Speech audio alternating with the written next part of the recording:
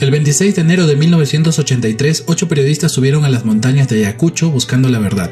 Querían contar cómo los campesinos resistían el terror de Sendero Luminoso, cómo en medio del miedo todavía había esperanza, pero en Uchurajay la verdad fue confundida con el enemigo y la búsqueda terminó en tragedia.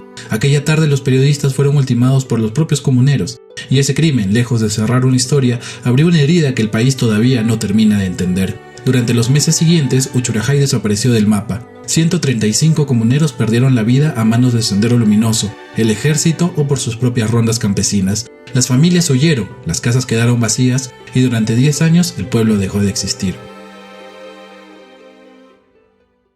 Antes de que el nombre Uchurajay significara algo para el país, era apenas un punto en la puna, un caserío dispersos con casas de piedras y techos de ichu. Perdido entre los valles de Huanta y Tambo, sus habitantes eran pastores, agricultores, hombres curtidos por el frío y mujeres que tejían mientras el viento silbaba en las montañas. Eran unos pocos cientos, 470 habitantes según la CBR, la mayoría analfabetos, pero dueños de un orden antiguo, sus autoridades, sus varas, sus fiestas y su fe.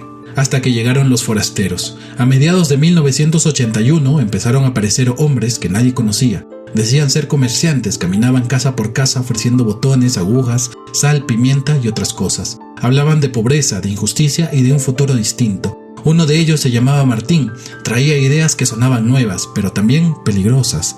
Decía que los ricos debían caer, que los policías eran enemigos del pueblo y que el campo debía de levantarse. Pronto algunos empezaron a escucharlos. Martín y su grupo no eran comerciantes, eran miembros del Partido Comunista del Perú, Sendero Luminoso. Habían llegado para iniciar una revolución y lo hicieron con la misma paciencia con la que se siembra la papa. Palabra a palabra y familia por familia. Se integraron al pueblo, se hicieron compadres, participaron en bautizos y comenzaron a organizar reuniones en las escuelas. Incluso contaron con el apoyo de la maestra Alejandrina de la Cruz, quien les abría la puerta de noche para que realizaran lo que llamaban la escuela popular. Desde allí lograron convencer a 15 jóvenes para unirse a su causa. Al principio, muchos de la comunidad escuchaban a los recién llegados con curiosidad, algunos simplemente con desconfianza. Martín y su grupo hablaban de justicia, de igualdad y de acabar con los abusos de los poderosos. Durante un tiempo sus palabras sonaban razonables para quienes estaban cansados de la pobreza y el abandono, pero el encanto duraría poco. En las reuniones comenzaron a hablar de eliminar las haciendas. Varios comuneros se miraron entre sí, confundidos. ¿Cómo vamos a eliminar las haciendas? Si de allí trabajamos, si de allí traemos comida para nuestras familias, decían.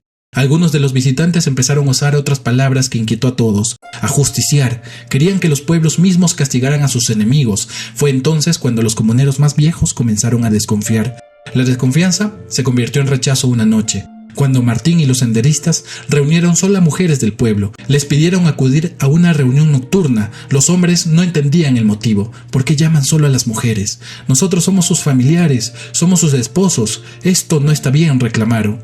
Aquella decisión rompió el poco respeto que aún quedaba. Desde ese momento la comunidad comenzó a verlos con desconfianza. Pero Uchurajay, sin saberlo, se había convertido en una base de apoyo para el PCP. Durante esos años, Sendero Luminoso fue expandiendo su presencia en la parte baja de la provincia de Huanta, aprovechando la falta de control estatal. Mientras sus acciones se volvían cada vez más audaces, las autoridades locales mostraban una preocupante indiferencia. En lugar de reforzar los puestos policiales y los espacios públicos atacados, la Guardia Civil comenzó a cerrar comisarías en zonas claves, como San José de Sexe, Mayoc, Luricocha y otros puntos cercanos. A eso se sumó el abandono de muchos gobernadores, tenientes gobernadores y alcaldes que dejaron sus cargos por miedo o por inseguridad creciente. Ese vacío fue aprovechado rápidamente por Sendero Luminoso. En la página 22 del manuscrito Plumas y Montañas, atribuido a un mando local senderista y fechado en marzo de 1985, se reconoce que desde los primeros años del conflicto, las alturas de Huanta ya funcionaba como una base de operaciones.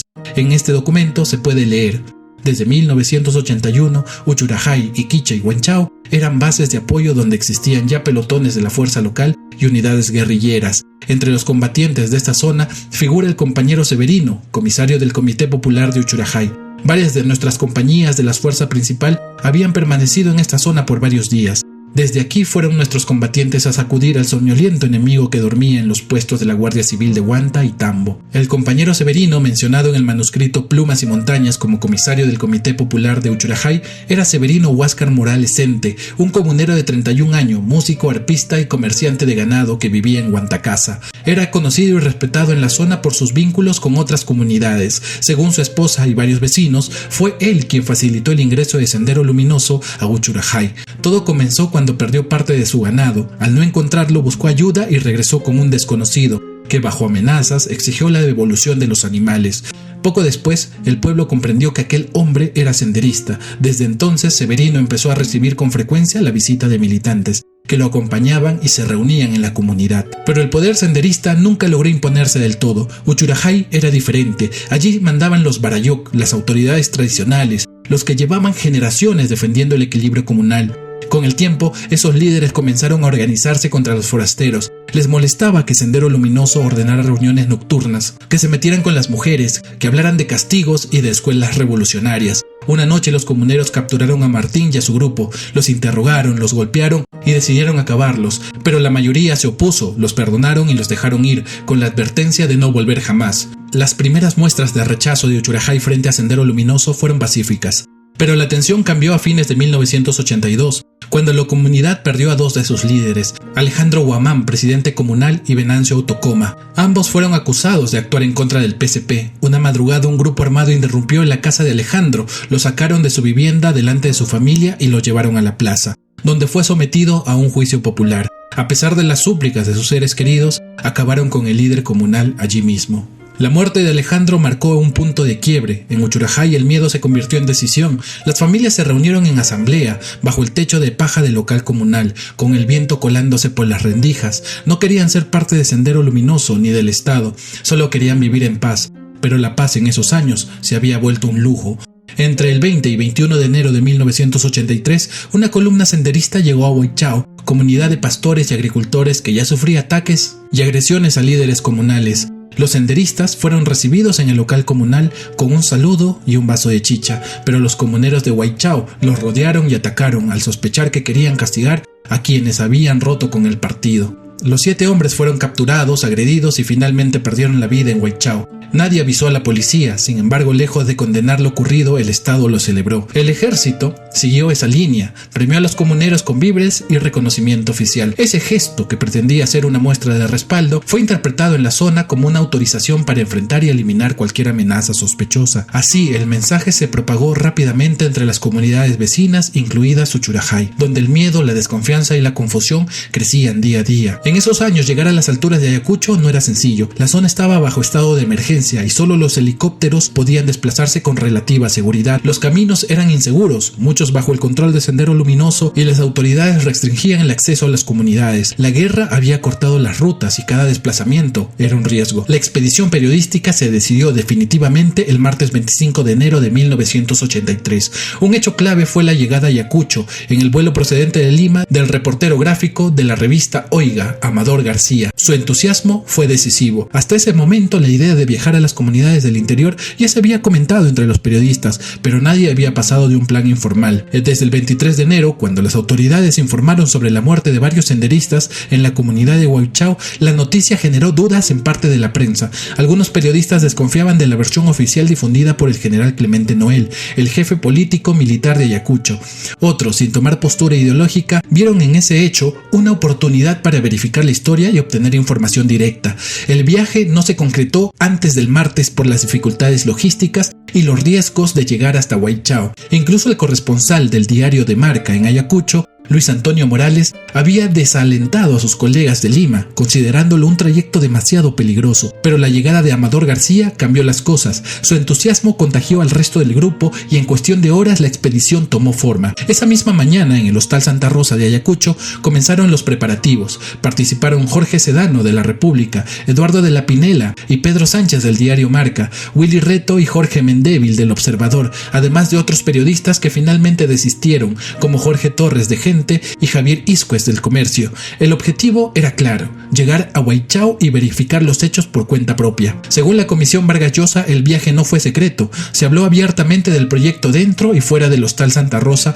durante todo el día martes. Incluso se sabe que Amador García buscó sumar a otros colegas como Mario Cueto Cárdenas, corresponsal del Canal 5 y la revista Oiga en Ayacucho, quien declinó por motivos de trabajo. Las autoridades militares y policiales de la zona de emergencia, entre ellas el general Clemente Noel, el coronel Pedro Benavides y el coronel Víctor Pizarro, afirmaron no haber tenido conocimiento previo del viaje, pero esto dejaría un margen de duda. Según el testimonio del periodista Uri Ben Ishmael de Oiga, la mañana del martes 25 a las 7 de la mañana llamó desde Lima al comandante Eulogio Ramos, asesor del Ministerio del Interior, para informarle del viaje de Amador García y solicitar apoyo. El comandante Ramos declaró que intentó comunicarse sin éxito con Ayacucho ese mismo día y que recién al día siguiente, el 26 de enero, envió un radiograma a la 9ª Comandancia de Ayacucho pidiendo facilidades para García. Sin embargo, el coronel Benavides aseguró que ese mensaje nunca llegó y que ninguno de los periodistas se presentó ante la autoridad antes de partir. Aún así, la Comisión Vargas Llosa no descartó que algunos funcionarios o agentes de menor rango en Ayacucho hubieran escuchado sobre el viaje que se preparaba. En el Hostal Santa Rosa, donde también se hospedaban efectivos de la Policía de Investigaciones del Perú, los periodistas hablaban abiertamente de sus planes. Es probable que algún policía lo supiera, pero no lo comunicaron a sus superiores ni lo consideraron un asunto importante. De hecho, otros viajes similares ya se habían realizado en los meses previos, sin provocar reacción alguna en las autoridades. Periodistas como Pedro Sánchez, Gerardo Torres y Severo Goicoechea habían visitado antes zonas de conflicto sin recibir advertencia ni protección especial. Ese martes 25, antes del mediodía, el chofer Salvador Luna Ramos fue contactado por los reporteros para el traslado. Recordaba haber trabajado antes con algunos de ellos, entre ellos Jorge Sedano y Amador García. Le hablaron de un viaje hasta Yanaorco, un punto de la carretera hacia el norte. No mencionaron Huaychao ni la verdadera intención del recorrido. A las 5 de la tarde regresaron para confirmar el servicio, entregándole 15,000 soles como un adelanto, la mitad del total acordado, y pactaron partir al día siguiente a las 5 de la mañana desde el Hostal Santa Rosa. El conductor aceptó sin saber que esa carrera quedaría grabada en la historia. Durante la tarde, los preparativos fueron intensos. Eduardo de la Pinela consiguió un mapa y los periodistas se reunieron a revisarlo sobre una mesa del hostal. Esa misma tarde se sumaron Félix Gavilán y Octavio Infante, periodistas ayacuchanos cuya participación sería clave. Infante, director del diario Noticias de Ayacucho, conocía la zona y tenía familia en Chacabamba, una pequeña localidad cercana a las comunidades de Huaychao y Uchurajay. Fue él quien propuso la ruta alternativa: viajar en auto por la carretera de Tambo hasta las cercanías de la laguna de Tocto, cerca de Yanaorco, y desde allí continuar a pie hasta Chacabamba, donde buscarían la ayuda de su medio hermano, Juan Argumedo, conocedor de los caminos de esas alturas. Esa tarde los periodistas compraron zapatillas, chompas y plásticos para la lluvia. 2 de ellos incluso fueron al cine antes de volver al hostal. Había emoción, expectativa y algo de nervios, pero nadie imaginaba el peligro real que los esperaba. Mientras afinaban los últimos detalles, en las alturas de la comunidad de Uchurajay la tensión crecía. Los comuneros, temerosos de nuevos ataques de Sendero Luminoso, ya se estaban preparando para defenderse de cualquier forastero que llegara caminando por los cerros. El miércoles 26 de enero de 1983, a las 5:20 de la mañana, el taxista Salvador Luna llegó al Hostal Santa Rosa para recoger al grupo de periodistas. Los recibió Jorge Sedano de la República, quien ya estaba despierto y de buen ánimo. El contrato inicial había sido para 7 pasajeros, pero Sedano le informó que finalmente serían 8. Unos minutos después, el grupo partió del hostal. Los despidió Jorge Torres de la revista Gente, quien había decidido no acompañarlos, y bromeó con ellos antes de verlos subir al auto. El ambiente era relajado. Nadie imaginaba que estaba comenzando un viaje sin retorno. Primero pasaron por la calle Bellido, donde recogieron a Octavio Infante, director de las Noticias de Ayacucho. Luego hicieron una parada en el óvalo de la Magdalena para comprar cigarrillos, leches, galletas y otras provisiones. A las 6:30 de la mañana, el taxi dejaba atrás la ciudad de Ayacucho. En la salida de la ciudad cruzaron el único control policial de la ruta, la barrera de la Magdalena. Fue un trámite rápido y superficial. El chofer apenas redujo la velocidad. Los pasajeros mostraron sus credenciales de prensa y el guardia los dejó pasar sin revisarlas. La Comisión Vargas Llosa comprobó más tarde que ese era el único control existente en todo el trayecto hasta el punto donde los periodistas se bajaron del vehículo. Por eso concluyó que las autoridades no pudieron ser informadas ni advertidas del desplazamiento de la expedición mientras mientras estuvo en ruta. El chofer Salvador Luna aseguró que había sido contratado solo para llevarlos hasta Yanaorco y que recién en el camino supo que querían llegar hasta Huaychao. Durante el trayecto, los periodistas comentaron también otro posible objetivo: comprobar si la torre de microondas de Yanaorco había sido destruida por Sendero Luminoso. Cuando la vieron intacta a lo lejos, uno de ellos exclamó: «¡Nos engañaron!». No estaban equivocados al sospechar. Los informes militares habían reportado un ataque contra esas instalaciones pocos días antes, de hecho el 22 de enero. A las 7:30 de la mañana hicieron una parada en el caserío de Pacya, un caldo de gallina, y aprovecharon para descansar. Permanecieron allí unos 30 minutos antes de continuar. Al llegar a la altura de Yanaorco, los periodistas pidieron a Luna desviarse hacia la torre, pero él se negó. El terreno era peligroso y la zona había sufrido varios atentados. En lugar de insistir, decidieron avanzar unos metros más, pasar la laguna de Tocto y detenerse a unos 700 metros más adelante, en un punto que la CBR identificaría años más tarde. Eran entre las 8 y las 8:30 de la mañana cuando descendieron del taxi, pagaron los 15,000 soles restantes del viaje y se prepararon para continuar a pie rumbo a Chacabamba, guiados por Octavio Infante, que conocía bien el camino. Frente a ellos se alzaba un cerro empinado, el primero que deberían de cruzar antes de ver la casa de los Argumedos, la familia del guía que los esperaba más arriba. El camino desde la carretera hasta Chacabamba debió tomarles 2 horas. Fue una subida agotadora, especialmente para Jorge Sedano, el mayor del grupo, de 52 años. Eran apenas 6 kilómetros, pero el terreno era abrupto y con pendientes continuas. El aire escaseaba y cada paso se sentía más pesado. A eso de las 10:30 de la mañana, Rosa Argumedo, madre de Octavio Infante y de Juan Argumedo, se encontraba pastoreando sus animales cuando vio a lo lejos un grupo de hombres que avanzaba por la puna. Entre ellos reconoció a su hijo Octavio, a quien no veía desde hace más de un año. La emoción fue inmediata, corrió hacia ellos llorando de alegría. Su familia, sorprendida, salió a recibirlos. Según los testimonios de Juana Lidia Argumedo y Julia Aguilar Argumedo, contaron que Octavio se sorprendió al no ver allí a su medio hermano José Argumedo, a quien había pedido desde la víspera que avisara a su familia de su llegada. Nadie en Chacabamba sabía que vendría, así que su aparición junto con los periodistas fue una sorpresa total. El grupo permaneció no más de 15 minutos en Chacabamba, estaban agotados y con sed,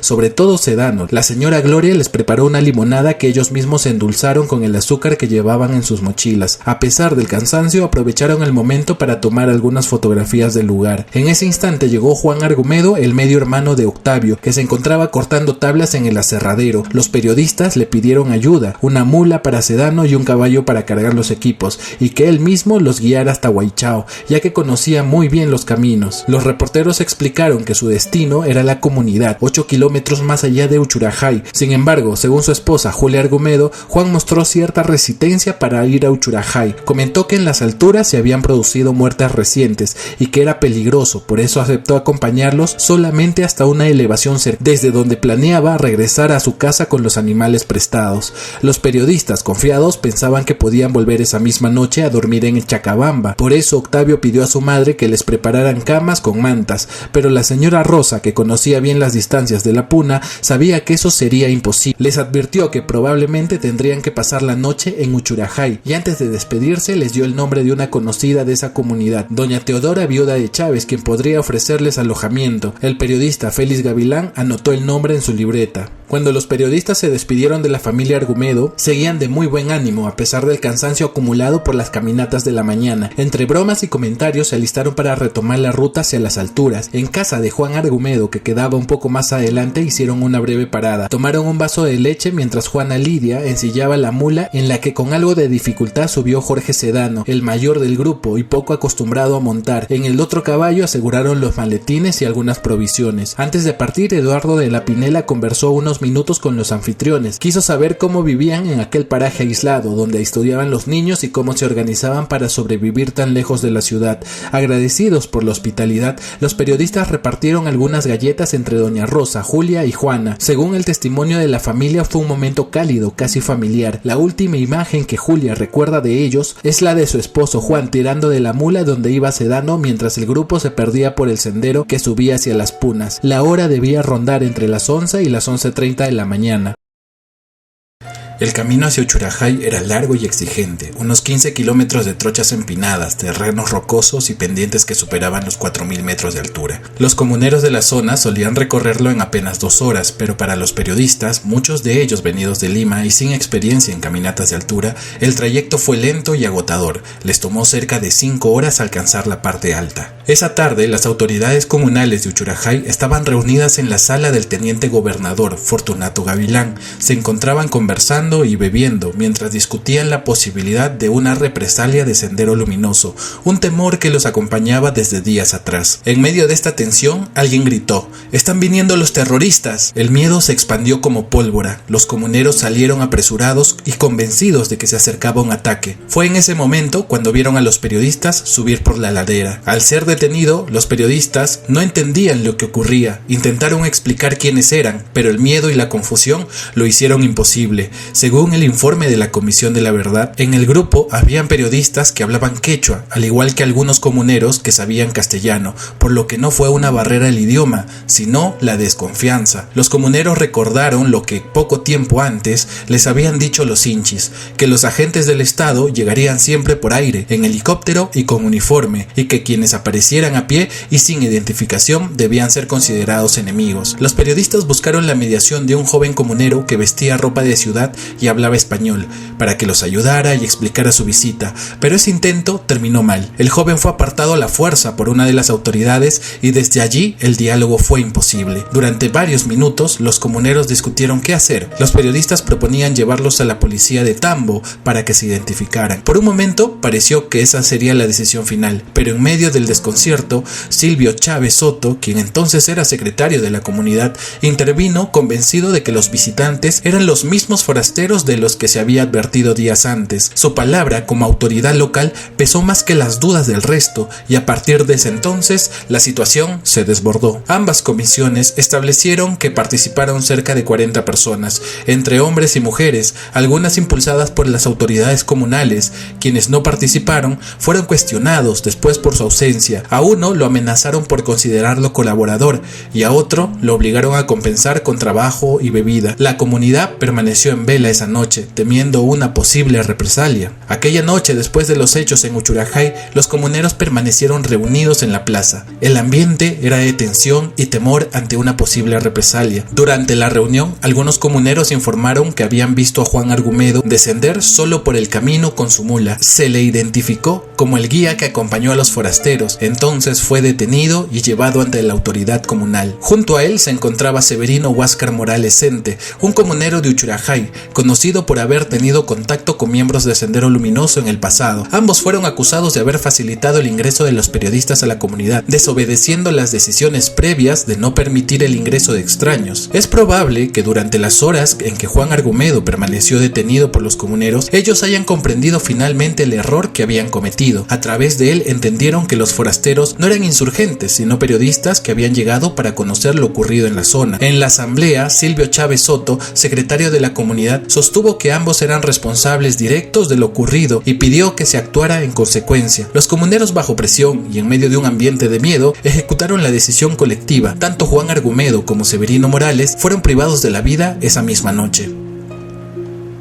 Los cuerpos fueron enterrados en distintos lugares para evitar que las autoridades descubrieran lo ocurrido. Severino fue sepultado detrás de su vivienda en Huantacasa y Juan Argumedo cerca de un riachuelo. La esposa de Severino fue amenazada para que no revelara lo sucedido. Mientras tanto, la madre de Silvio Chávez, Teodora Soto Tigya, tuvo que intervenir para evitar que también agredieran a la mujer. Esa noche se impuso el silencio en Uchurajay. Los comuneros estaban convencidos de haber eliminado a miembros de Sendero Luminoso. Los periodistas fueron enterrados cerca de la plaza, en 4 fosas poco profundas, sus ropas quemadas y sus cámaras enterradas. En cambio, los cuerpos de Severino y Juan fueron ocultados para evitar cualquier señal que revelara la relación de la comunidad con la organización subversiva.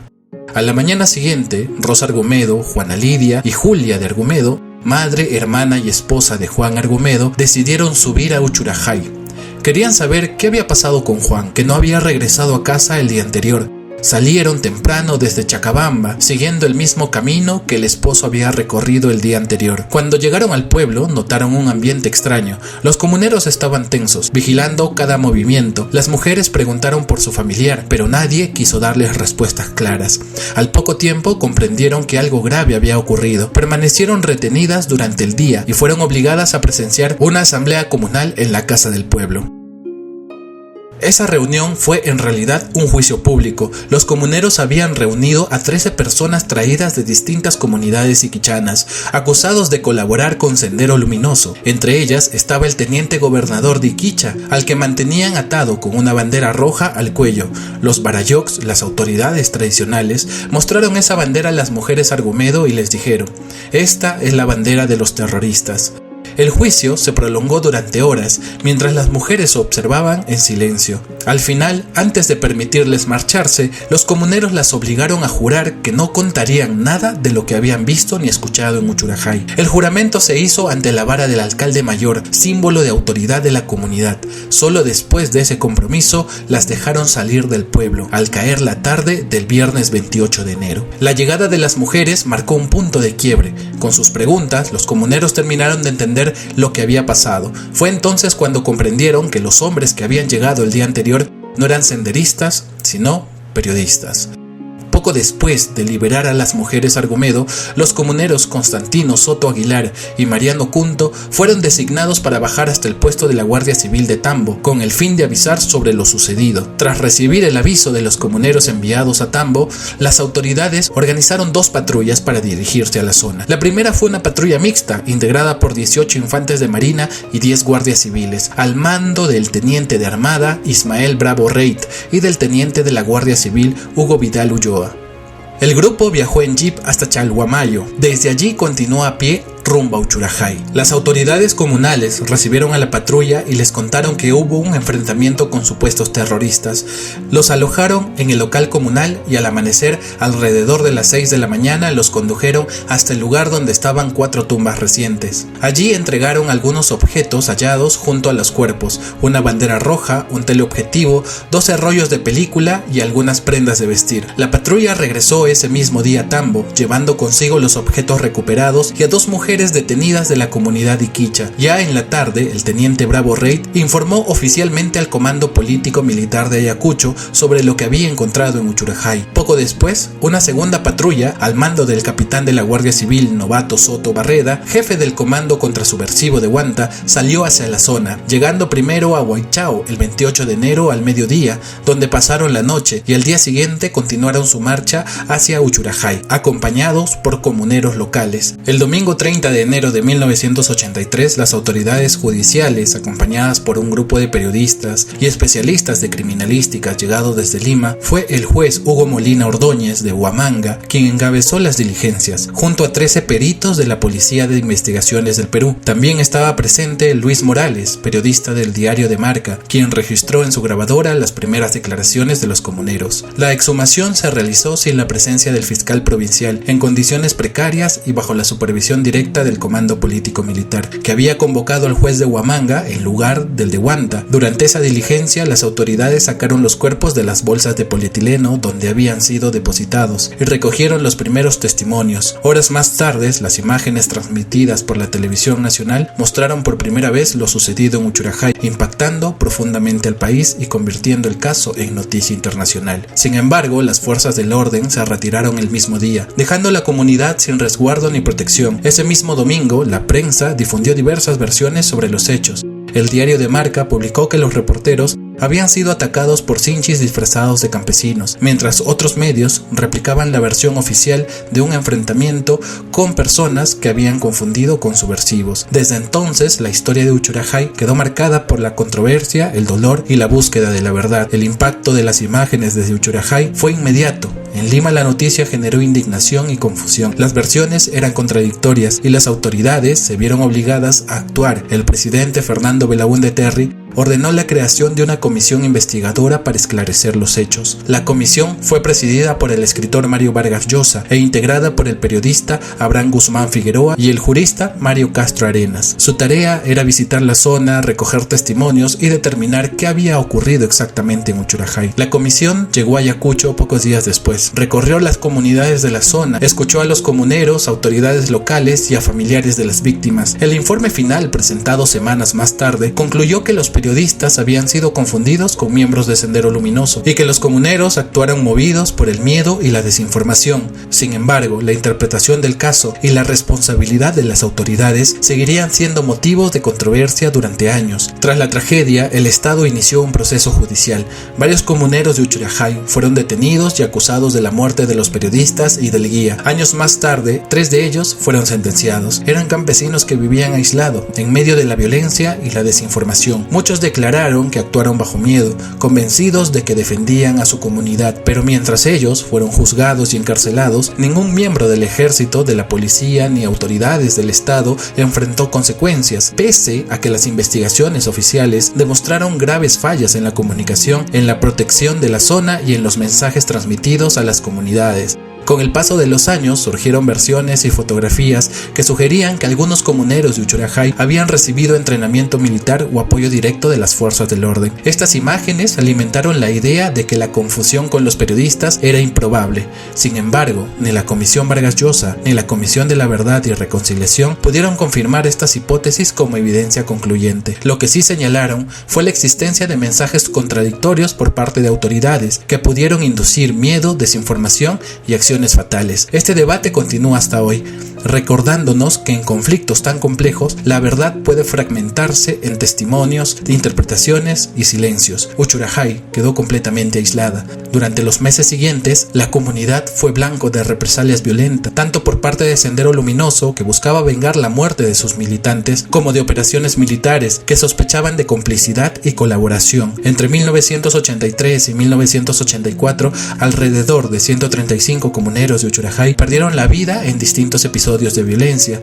Algunos fueron atacados en sus chacras o en caminos rurales, otros desaparecieron durante incursiones armadas en la zona, las familias fueron desplazadas y la comunidad prácticamente dejó de existir durante años. Estos hechos marcaron el fin de Uchurajay como pueblo organizado, las casas quedaron vacías, los campos abandonados y el miedo se instaló en las alturas. La Comisión de la Verdad reconoció que la comunidad había sido una de las primeras en enfrentar al terrorismo y al mismo tiempo una de las más castigadas. Por eso, el informe final pidió que el país recordara no solo a los periodistas, sino también a los 135 comuneros que perdieron la vida entre 1983 y el 84, como parte de una historia que no debería repetirse nunca más.